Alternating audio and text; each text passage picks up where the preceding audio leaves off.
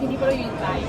Ikaw din ba, feeling mo may time ka din para ma-achieve mo yun? Actually, sabi ko nga first time ko sasali dyan sa Asian Games. Dahil nung first ko sa Asian Games, basti kami nila Ian, Pascual, and kay Coach Norman yan.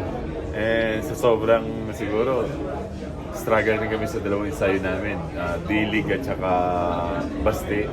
And tinamad na rin kami doon sa pagpag na practice kasi night na eh. Sobrang gabi na eh. Sobrang gabi na, alas 8 start, kasi matapos din. Kinabukasan, umaga ka na naman for the training for pagod ka, patay katawan mo. Kaya sabi namin, give up na namin to, may next time pa naman. And yun, yung next time na yun, ilang years na rin, and magkaka-chance sana, and na-deny pa. Pero hoping ka naman in the future na.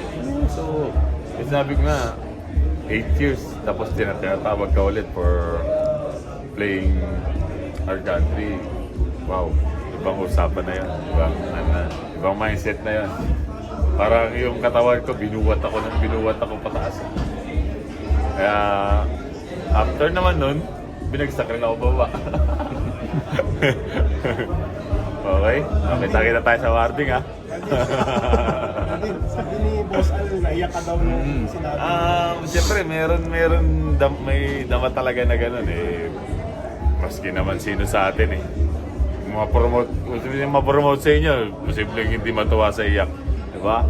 Kaya lahat naman tayo tutuwa at may konting at may nalulungkot at diba?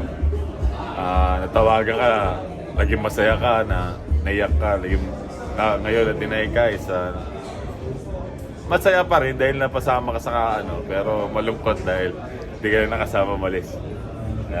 Yun, pero mindset pa rin namin mindset ko pa rin na dito sa Magnolia, dito ako babawi.